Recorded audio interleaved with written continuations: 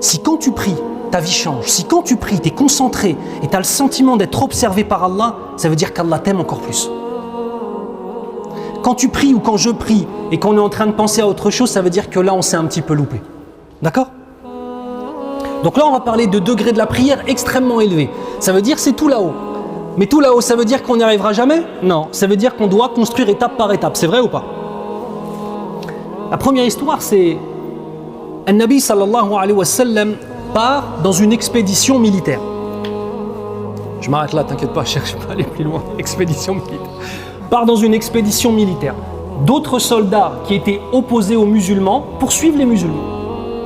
Et le Nabi sallallahu alayhi wa sallam demande aux sahaba radiyallahu anhum, qui parmi vous va monter la garde ce soir?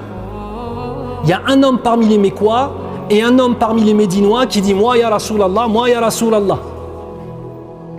Et donc il se pose la question, ok, durant la nuit, ils sont à deux pour pouvoir dormir à tour de rôle.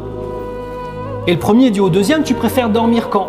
Le premier tiers de la nuit ou le dernier tiers de la nuit? L'autre il dit non, moi je préfère dormir au début et avoir le dernier tiers de la nuit. Pourquoi il voulait le dernier tiers de la nuit? Et après il pourra prier et Allah subhanahu wa ta'ala accepte les du'as, accepte les invocations qui sont faites dans le dernier tiers de la nuit. C'est le meilleur moment pour prier la nuit.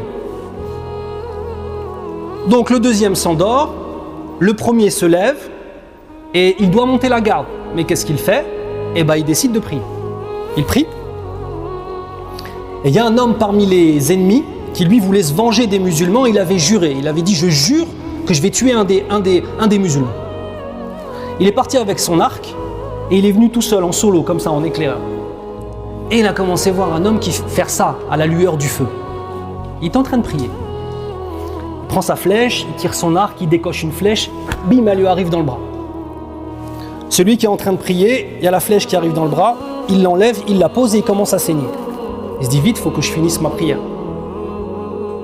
Vous avez entendu? Il s'est pris une flèche. Hein. Eh frère, on marche sur un Lego, nous, on crie et on arrête de prier. Ça, oh là là. Bah, qu'on soit honnête. Première flèche, il l'enlève, il continue à prier. Il fait recours, il se relève, deuxième flèche, troisième flèche. À chaque fois, il enlève les flèches. Il finit sa prière.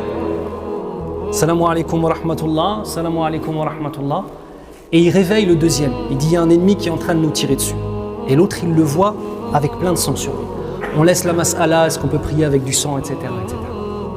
Et il dit, mais pourquoi tu m'as pas dit avant? Il dit, non, j'étais en train de prier. Je voulais finir ma prière, et après je te